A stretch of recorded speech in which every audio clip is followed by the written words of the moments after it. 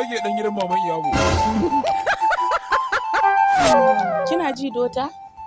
Abinda nake so in gaya miki, kalle ni nan. Ki zama mai jin maganar mahaifinki. Kin san babanki tsohon dan damba ne. A rayuwarsa ya fi son ya aura ma 'ya'yansa 'yan uwansa 'yan dambe. Kina ji? Mom, ni fa ina son sa fa. Kina son waye? Ina son sa wallahi Allah. Gashi nan sun shigo da babur. Wannan abun? Lalle ma wannan. Yau kamar tana nan ba. Ina zaune wallahi ta kasa ta. Kuje. Wannan so. Shine ka sai masalan ma gidan. Shi ne kadai muna gama da shi. Mun gama da shi. Ladabin magi. Ladabin bera. Yanzu ki rasa wanda za ta kawo mana gida sai wannan abun? Wallahi mom ina Ji da shi wani so modo da shi. Ki duba fa kiga kayan da yake jikinsa. Ina kwana. Ga wurin bed. To bari ki ji in gaya miki. Mahaifinki dan uwansu yake so. Wa'anda suka saba da dukan maza. Haka tsarin yake. Kira na wuce na ce mu tafi gida. Wallahi momi ina son sa shi ma yana da karfi ai. Kika ce jarumi ne ba? Jarumi ne yana da karfi. To na ji daɗin wannan maganar. Kai! Ba jarumi bane kai? Mu jarumi na fim. Karfi yake magana. Za ka nuna min jarumtarka gobe a wajen babba. Gobe ka zo gobe ne za ka nuna min inda kai namiji ne. Idan kai nasara a damben gobe, to ne alkawarin zan aura maka ita. Amma muddin ka faɗi, kar ka sake zuwa gidana, kan na sake ganin kafarka a wajen gidana, shine magana. Je ka. Ko yana nufi za su dambu da babba. Kar ka wanta da hankalinka. Abin da yake fan nufi wai zai haɗa ka da wani mai ƙarfi. Kar ka girman banza ne, girman biredi a shayi ne, kana mai doji da zai mutu.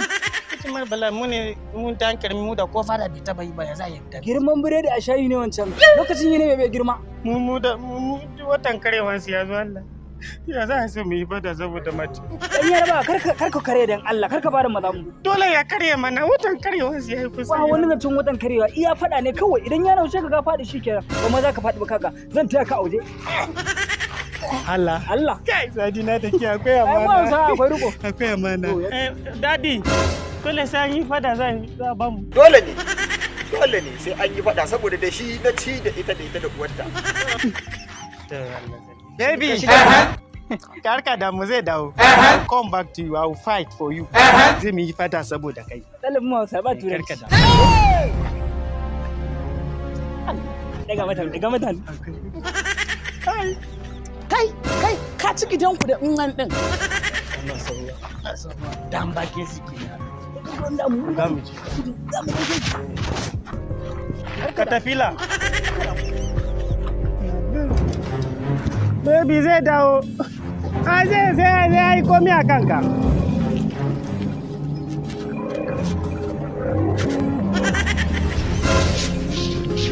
Kar ku balla mun koba. Baka zama siriki na ba tukunna. Allah kai mu gobe.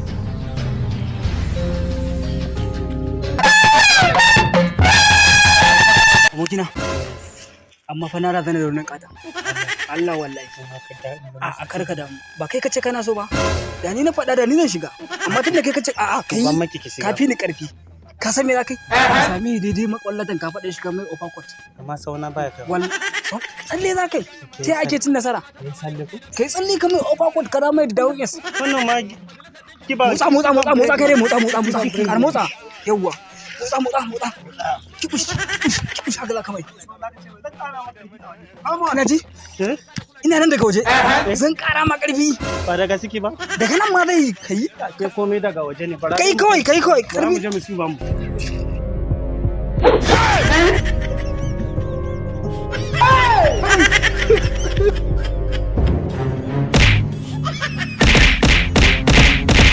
Ayo.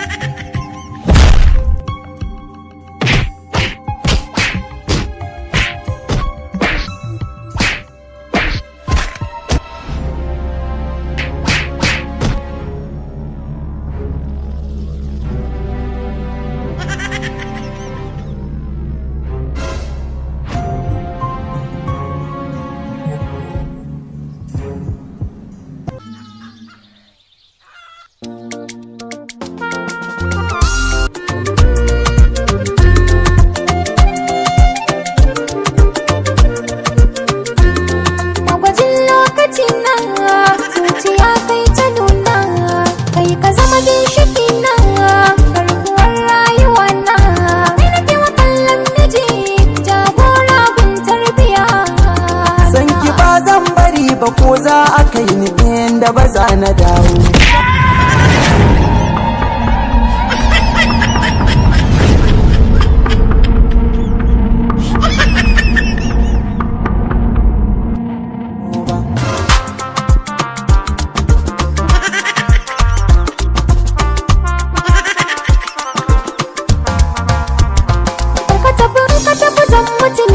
Babu inda zani da ike mini daidai. Babu kai zan shiga hadari.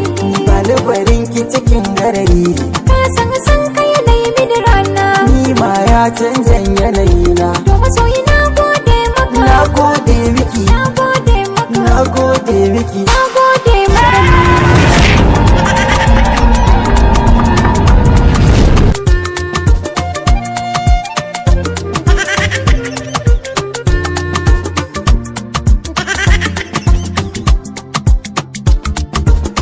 To jama'a wannan yaro alkawari na yi masa idan har ya buge babba zan ba shi wannan yarinya.